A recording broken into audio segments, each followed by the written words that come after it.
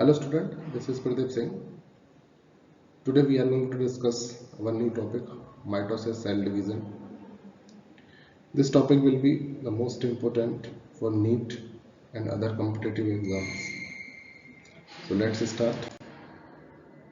First of all, welcome to our YouTube channel, Gyan Guru India. Introduction. Mitosis is a critical process in cell biology responsible for the growth, development and maintenance of multicellular organism. Cell की बात करते हैं तो cell जो है सबसे smallest functional and structural unit होती है सभी लिविंग ऑर्गेनिज्म की, ठीक है, जिसको हिंदी में बोलते हैं संरचनात्मक एवं क्रियात्मक इकाई। तो कोशिका जो है सबसे छोटी संरचनात्मक और क्रियात्मक इकाई होती है सभी लिविंग ऑर्गेनिज्म की, ठीक है ना। जितने भी लिविंग ऑर्गेनिज्म जो होते हैं उनकी जो स्ट्रक्चर फॉर्म्ड जो होती है वो किसके सेल्स के द्वारा होती है, ठीक है ना। ये डिवाइड कर देते हैं इसको यूनिसेलुलर और मल्टी सेलुलर के फॉर्म में। नंबर अगर हम जो है नंबर ऑफ सेल्स के बेस पर जो है किसी भी लिविंग ऑर्गेनिज्म को डिवाइड करते हैं तो यूनिसेलुलर और multicellular. Those organism which contain only single cell that's called unicellular organism and those organism which have multiple cells that's called multicellular organism. तो mitosis is the critical process in cell cycle, ठीक है ना।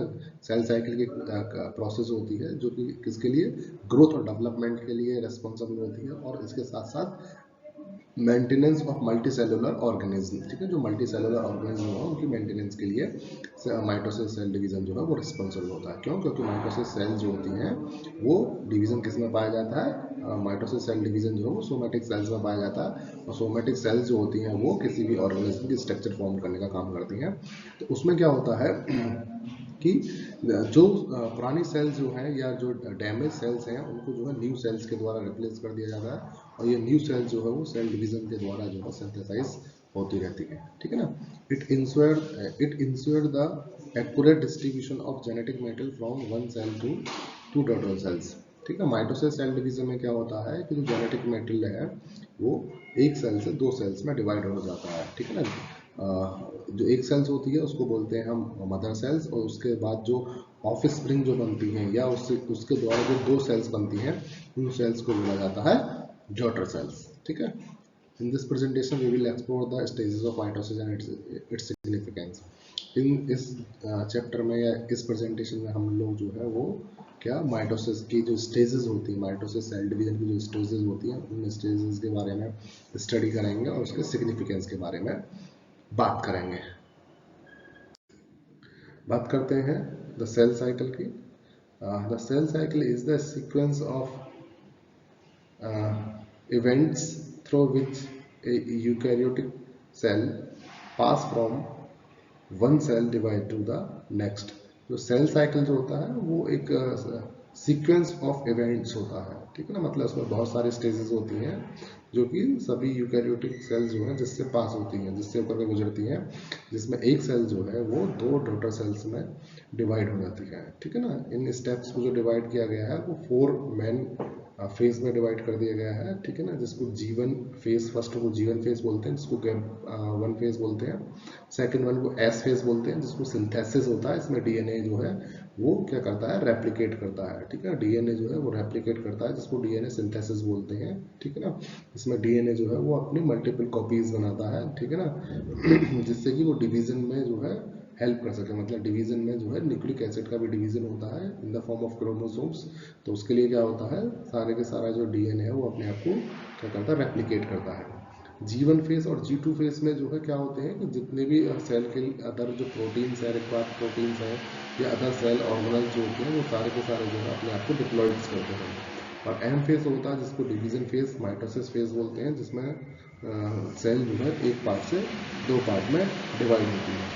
इसके बाद आता है cytokinesis. Cytokinesis का मतलब ये होता है कि जब सेल ऑर्गेनल सारे डिवाइड हो जाते हैं, सेल डिवीजन मोस्ट प्रॉपरली हो जाता है, तो उसके बाद जो है साइटोप्लाज्म, जो सेल के अंदर जो लिक्विड होता है उसका जो है डिवीजन होता है, जिस प्रोसेस को हम बोलते हैं साइटोकाइनेसिस, डिवीजन ऑफ साइटोप्लाज्म, ठीक है। ये आप मैंने डायग्राम के द्वारा बना भी रखा है। सबसे पहले यहाँ से जो आप देखोगे डायग्राम में रेड सर्कल जो दे रखा है वहाँ से सेल स्टार्ट होती है। उसके बाद सबसे पहले जो है वो इंटरफेस आता है, ठीक है ना। इंटरफेस जो है सबसे ज़्यादा बड़ा लॉन्ग फेज होता है, क्यों? क्योंकि उसमें सेल जो है ये डिसाइड करती है कि उसको डिवीजन करना है नहीं करना, और उसके लिए जितनी भी रिक्वायरमेंट्स जो होती हैं वो सारी की सारी रिक्वायरमेंट्स पूरी की जाती हैं, चाहे वो सेल ऑर्गेनेल से रिलेटेड हो, चाहे वो जितनी भी प्रोटीन्स रिक्वायरमेंट होती है उस सबसे रिलेटेड हो, चाहे वो डीएनए रेप्लिकेशन से रिलेटेड हो, सारी की सारी स्टेप्स जो है वो इंटरफेस में कंप्लीट किए जाते हैं। तो इसलिए जो है सेल साइकिल का जो टाइम जो होता है उसका मैक्सिमम टाइम 90 to 95% जो टाइम है वो इंटरफेस में लगता है। उसके बाद जो है एम फेस आता है जिसमें सेल जो है डिवाइड होती है, और उसके बाद जो है साइटोकाइनेसिस स्टेज होती है जिसमें डिवीजन ऑफ साइटोप्लाज्म होता है, ठीक है ना। उसके बाद फिर दोबारा से इंटरफेस आती है। इंटरफेस मतलब जो डॉटर सेल्स हैं वो अपने आप को मैच्योर करेंगी और वो फिर फर्दर डिवीजन के लिए तैयार होती है, ठीक। सबसे पहले हम एक ओवरव्यू देख लेते हैं, माइटोसिस सेल डिवीजन का एक ओवरव्यू देख लेते हैं। Mitosis is a crucial part of the M phase in the cell cycle. Mitosis जो है वो क्रूशियल फेज होता है, मतलब वो डिवीजन फेज होता है जिसको हम एम फेज के नाम से जानते हैं, ठीक है ना। Its primary purpose to the produce two genetically identical daughter cells from the one parental cell. इसमें क्या होता है, माइटोसिस सेल डिवीजन में जो है एक पेरेंटल सेल से जो है दो daughter cells, identical daughter sales मिलती है। मतलब आइडेंटिकल का मतलब ये है कि नंबर ऑफ क्रोमोसोम जो उसमें सेम होते हैं जितने कि मदर सेल्स में होते हैं, ठीक। अब बात करते हैं स्टेजेस ऑफ माइटोसिस की। माइटोसिस सेल डिवीजन की जो स्टेजेस होती हैं वो 4 पार्ट में उनको जो है डिवाइड कर दिया गया है, ठीक है ना। सबसे फर्स्ट फेज को बोलते हैं प्रोफेज, सेकंड फेज को बोलते हैं मेटाफेज, थर्ड फेज को बोलते हैं एनाफेज, और स्टेज और जो है लास्ट फोर्थ को बोलते हैं टीलोफेज। ये 4 स्टेजेस होती हैं जिसके द्वारा एक सेल जो है वो दो डॉटर सेल्स में डिवाइड हो जाती है। तो चलो one by one in stages की स्टडी करते हैं। सबसे पहला आता है प्रोफेज। प्रोफेज जो है ये prophase mark the beginning of mitosis. Prophase मतलब डिवीजन का जो है प्रोफेज फर्स्ट फेज होता है, ठीक है ना। क्यों? क्योंकि जो है इंटरफेज के बाद ये पहला फेज होता है जिसमें सेल जो है डिवीजन जो है अपना स्टार्ट करती है। इसके जो की पॉइंट्स हैं, chromatin condensed into visible chromosomes. Actually जब सेल जो है जब रेस्ट फेज में होती है तो उसमें जो क्रोमोसोम्स जो होते हैं वो क्रोमेटेड के फॉर्म में होते हैं। मतलब क्रोमोसोम्स जो है वो डाइल्यूट होकर के बोलते हैं थ्रेड लाइक स्ट्रक्चर्स बनाते हैं, ठीक है ना। धागे जैसी समान संरचना होती है क्रोमोसोम्स की। थ्रेड लाइक स्ट्रक्चर को हम क्या बोलते हैं? क्रोमैटिन बोलते हैं। और ये जब कब होते हैं? जब सेल जो है रेस्ट फेज में होती है तो क्रोमोसोम जो है वो कैसे होते हैं? थ्रेड लाइक स्ट्रक्चर्स के फॉर्म में होते हैं जिसको क्रोमैटिन बोलते हैं, ठीक है ना। और जब सेल डिवीजन होता है तो उसमें क्या होते हैं? ये थ्रेड लाइक स्ट्रक्चर जो कंडेंस्ड होकर के क्या बनाती है? ये विजिबल क्रोमोसोम्स बनाती है, ठीक है ना। और ये प्रोफेज फर्स्ट में होता है। उसके बाद होता है the nucleus disappear and the nuclear envelope break down, ठीक है ना। दूसरी चीज क्या होती है प्रोफेज में कि जो न्यूक्लियस जो होता है, ठीक है ना, जो मतलब न्यूक्लियस का जो पार्ट होता है, सेंटर पार्ट जो होता है, जिसको हम न्यूक्लियस बोलते हैं, वो क्या होता है? डिसअपियर होना स्टार्ट हो जाता है। और उसकी जगह पर क्या होता है कि जो न्यूक्लियर एनवेलप जो है, न्यूक्लियर एनवेलप मतलब जो न्यूक्लियस को जो चारों तरफ से जो है क्या करती है? कवर करके जो मेम्ब्रेन होती है वो क्या होती है? ब्रेक डाउन होना स्टार्ट हो जाती है, टूटना स्टार्ट हो जाती है। Spindle fibres microtubules responsible for the separating chromosomes begin to form, ठीक है ना। इसमें क्या होता है? स्पिंडल फाइबर्स वो चीज होती है जो क्रोमोसोम्स को पोल्स की तरफ खींच के लेकर के जाती है, उसको हम स्पिंडल फाइबर्स बोलते हैं। तो स्पिंडल फाइबर्स माइक्रोट्यूब्यूल्स जो है वो बनने स्टार्ट हो जाते हैं, ठीक है ना। ठीक है ना। प्रोफेज में मतलब जो है प्रोफेज जो है प्रिपरेटरी फेज होती है। इसमें सारी की सारी चीजें जो है डिवीजन के लिए स्टार्ट हो जाती हैं। आप देख सकते हैं डायग्राम में भी स्पिंडल फाइबर्स बनना स्टार्ट हो गए हैं, पोल्स बनने स्टार्ट हो गए हैं, ठीक है ना। क्रोमोसोम्स जो है वो क्रोमैटिन जो है वो क्रोमोसोम्स में कॉइल्ड होना स्टार्ट हो गया है। और डायग्राम में दिखाया है कि न्यूक्लियर एनवेलप जो है वो कैसी होगी? ब्रेक डाउन स्टार्ट होनी है। उसमें डॉटेड डॉटेड जो करके दिखाइए, ये न्यूक्लियर एनवेलप है जो न्यूक्लियस को चारों तरफ से कवर करके रखती है, ठीक है ना। चलते हैं सेकंड स्टेज की तरफ, metaphase. Metaphase is the second stage of mitosis. ठीक है, ये सेकंड स्टेज है। फर्स्ट स्टेज जो है वो कौन सी हो गई, प्रोफेज हो गई। इसके जो की इवेंट जो होते हैं, इसमें जो मेन जो प्रोग्राम होता है, मेन जो स्टेप्स होते हैं वो होते हैं chromosomes align at the cells equatorial known as the metaphase plate। ठीक है ना, क्रोमोसोम जो होते हैं वो कहाँ पर आना स्टार्ट हो जाते हैं, सेल के न्यूक्लियस में, न्यूक्लियस के सेंटर में आना स्टार्ट हो जाते हैं, जिसको बोला गया है इक्वेटोरियल। ठीक है ना, या उसका दूसरा नाम जो होता है वो होता है क्या, मेटाफेज प्लेट। ठीक है ना, जो क्रोमोसोम जो है, जो कि क्रोमैटिड्स के कॉइल होने से बने हैं, वो कहाँ पर आना स्टार्ट हो जाते हैं, वो सेंटर में आना स्टार्ट हो जाते हैं। ठीक है ना, दूसरा क्या होता है, spindle fibre attach to the centromere of the chromosomes. Second चीज क्या होती है कि जो है स्पिंडल फाइबर्स जो होते हैं, जो कि जो है न्यूक्लियस को क्या करते हैं, पोल्स की तरफ जो है खींच करके लेके जाते हैं, जिससे कि जो है क्रोमोसोम्स का इक्वली डिवीजन हो सके। वो कहाँ अटैच होना स्टार्ट हो जाते हैं, वो सेंट्रोमियर पर। ठीक है ना, जहाँ से दो सिस्टर क्रोमैटिड्स आपस में जुड़े होते हैं, उस पॉइंट को बोलते हैं सेंट्रोमियर। वहाँ पर ये स्पिंडल फाइबर्स जो है वो अटैच होना स्टार्ट हो जाते हैं, और यहाँ पर जो न्यूक्लियस जो है वो कंप्लीटली डिसअपियर हो गया, और उसकी जगह पर क्या बन गए हैं, दो पोल्स बन गए हैं, और क्रोमोसोम जो है वो सेंटर में प्रेजेंट हो जाते हैं, सेंटर में आ जाते हैं। ठीक, नेक्स्ट जो होता है वो होता है anaphase. Anaphase is where chromosome separations occurs.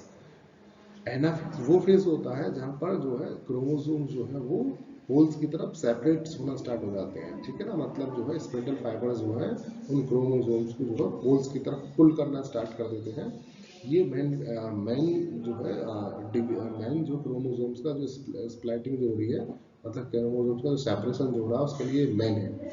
इस स्टेज में क्या होता है, अगर क्रोमोसोम्स इक्वली सेपरेट होते हैं, ठीक है ना, तो सेल जो है वो सक्सेसफुली जो है क्या नाम है, डिवीजन कर लेती है। अगर जो है क्रोमोसोम्स इक्वली डिवाइड नहीं होते हैं, तो सेल में एरर आ जाता है, और सेल जो है वो कैंसरस सेल की में बदल सकती है। ठीक है, तो एनाफेज जो है वो बहुत इंपॉर्टेंट पार्ट रहता है। ठीक है ना, तो इसके जो की पॉइंट्स रहते हैं उसको देख लेते हैं। Sister chromatids are pulled apart and move towards opposite poles. Sister chromatids जो होते हैं वो क्या होने स्टार्ट हो जाते हैं, सेपरेट होना स्टार्ट हो जाते हैं, और वो अपोजिट पोल्स की तरफ जो है मूव करना स्टार्ट कर देते हैं। ठीक है ना, the cell start to elongated. ठीक है, सेल जो है वो क्या करना है, सेपरेट होना स्टार्ट होने लग जाती है।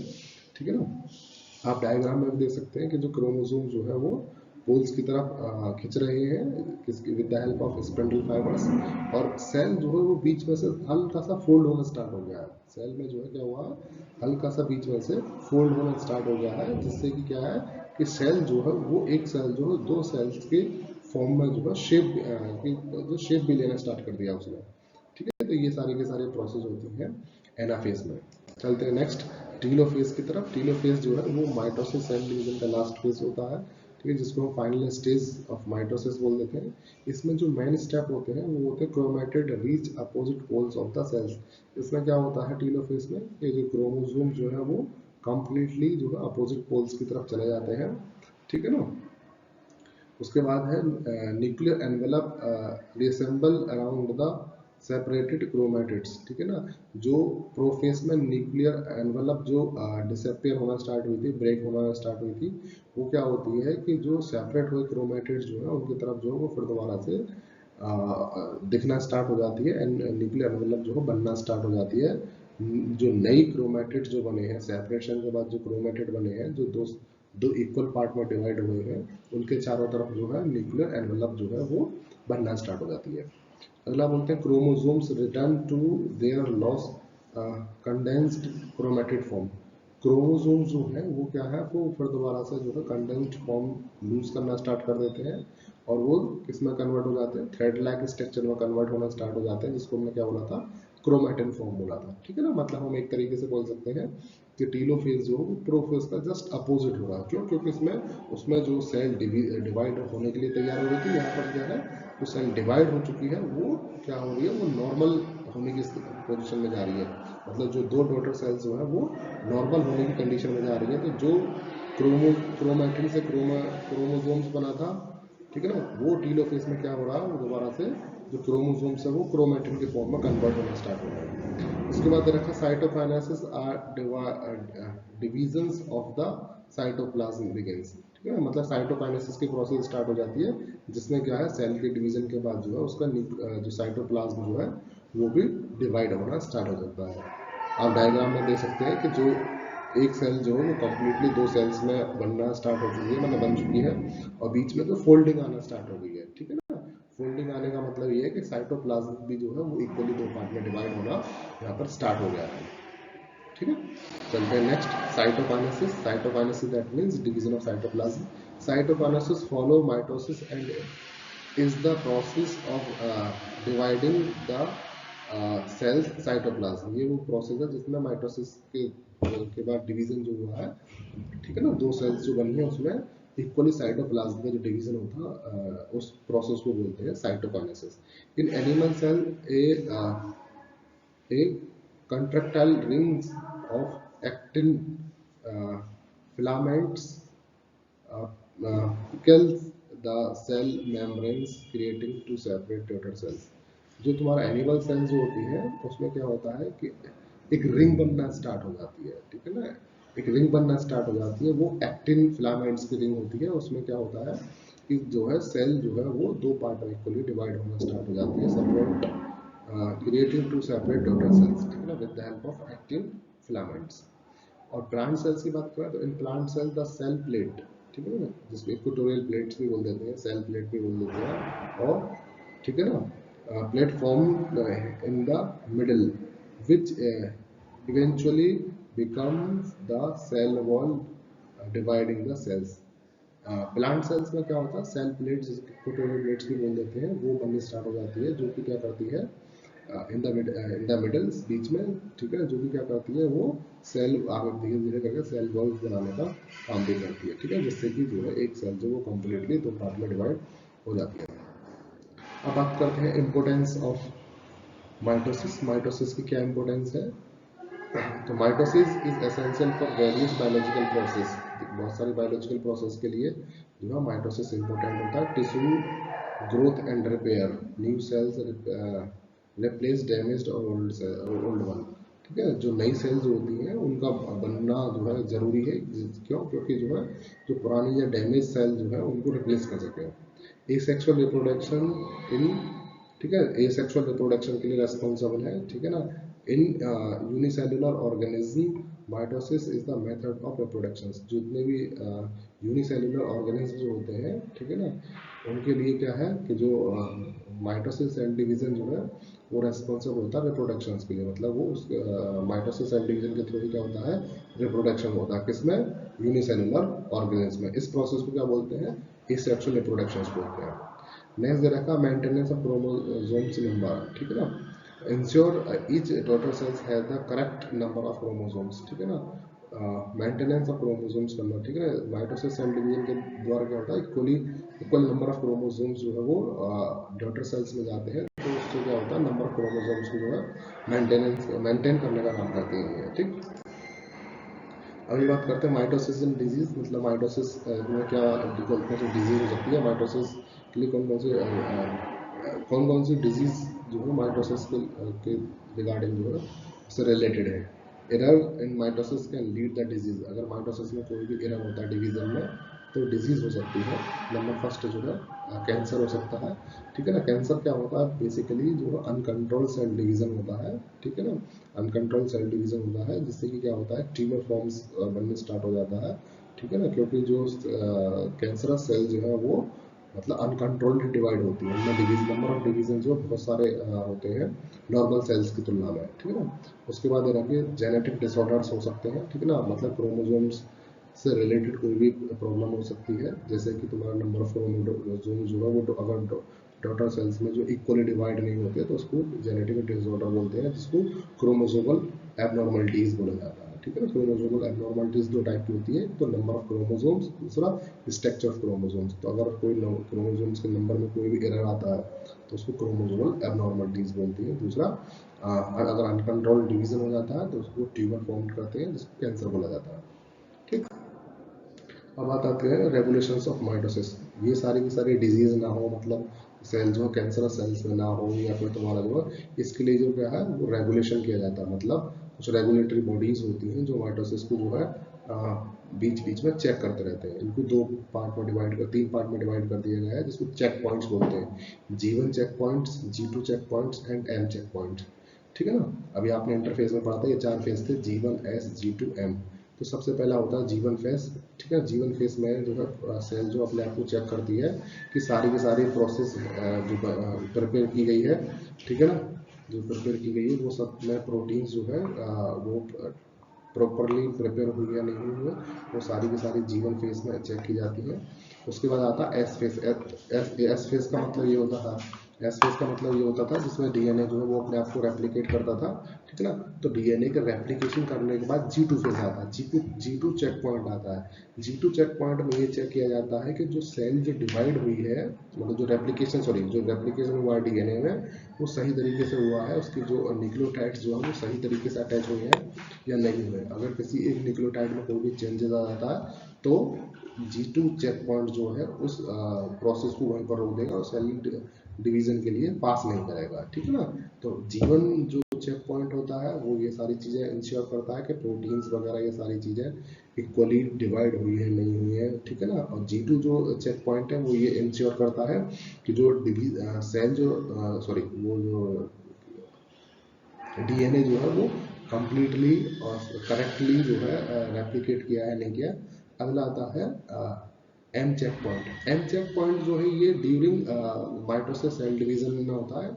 एम चेक पॉइंट का काम ये होता है कि जब क्रोमोसोम सेंटर में आ जाते हैं और वो पोल्स की तरफ जो सेपरेट होते हैं, तो वो सेपरेशन ऑफ क्रोमोसोम जो है वो सही तरीके से हुआ है, इक्वली हुआ है या नहीं हुआ। ऐसा तो नहीं है किसी एक सेल में नंबर ऑफ क्रोमोसोम्स ज़्यादा चले गए हैं, दूसरे सेल में नंबर ऑफ क्रोमोसोम्स कम रह गए हैं। तो ये सारे के सारे जो चेक करते हैं ये एम चेक पॉइंट्स के द्वारा करते हैं। अगर number of chromosomes equally divide हुए हैं, इसका मतलब डिवीजन प्रोसेस है वो स्मूथली चल रही है, सही चल रही है। अगर नंबर ऑफ क्रोमोसोम्स जो है वो इक्वली डिवाइड नहीं हुआ, दैट मीन्स क्रोमोसोम्स की संख्या में जो है एरर आ गया, तो फिर एम चेक पॉइंट जो उस डिवीजन को वहीं पर स्टॉप कर देगा। तो ये जो है चेक पॉइंट्स होते हैं जो टाइम टू टाइम जो है टाइम टू टाइम मतलब जो है एक स्टेज के बाद जो है सेल डिवीजन को चेक करते रहते हैं। अगला दे रखा है cyclins and cyclin dependent kinase, जिसको सीडीकेज कहते हैं। ये भी एक मोस्ट इम्पोर्टेंट रोल प्ले करता है किसमें, रेगुलेटिंग द सेल साइकिल। ये भी एक तरीके का जो है सीडीकेज जो होते हैं ये भी चेक पॉइंट्स होते हैं, मतलब ऐसे चेक पॉइंट्स काम करते रहते हैं जो सेल डिवीजन को बीच बीच में जो है चेक करने का काम करते हैं कि डिवीजन प्रोसेस जो है वो स्मूथली चल रही है नहीं चल रही, जिससे कि सेल के अंदर कोई भी प्रॉब्लम ना हो, कोई भी एरर ना हो, जो भी एक डिजीज को कॉज करने का रीजन ना हो जाए। ठीक, बात करते हैं कंक्लूजन की। तो mitosis is the fundamental process in cell biology in ensuring the proper distribution of genetic material and the growth and the repair of multicellular growth। Mitosis cell division जो है वो फंडामेंटल प्रोसेस है जो कि सभी जो कि सेल बायोलॉजी के अंदर जिसकी हम स्टडी करते हैं उसमें ये इंश्योर किया जाता है कि जो डिस्ट्रीब्यूशन ऑफ जेनेटिक मटेरियल जो है वो सही से हो रहा है नहीं हो रहा, ठीक है, हो रहा है नहीं हो रहा, और ग्रोथ एंड रिपेयरमेंट जो मल्टी सेलुलर ऑर्गेनिज्म होते हैं उनके अंदर ग्रोथ और रिपेयरिंग की प्रोसेस हो रही नहीं हो रही। Next, understanding mitosis is crucial for the comprehending various disease and advancing medical research। ठीक है ना। ये मतलब मेडिकल रिसर्च के लिए, बहुत सारी स्टडीज़ के लिए, डिजीज़ की स्टडीज़ के लिए, ठीक है ना, ये जो है इसकी हम यूज़ कर सकते हैं। ठीक है ना। मतलब इसके हम बेस पर जो है ये सारी की सारी स्टडी कर सकते हैं। तो ये सारा कुछ हो गया माइटोसिस सेल डिवीजन से रिलेटेड। ठीक है। तो thank you, have a nice day. अगर हमारी वीडियो आपको अच्छी लगी है तो इसी प्रकार की और वीडियोज़ के लिए हमारे चैनल को लाइक शेयर और सब्सक्राइब करें। थैंक यू, धन्यवाद, हैव ए नाइस डे।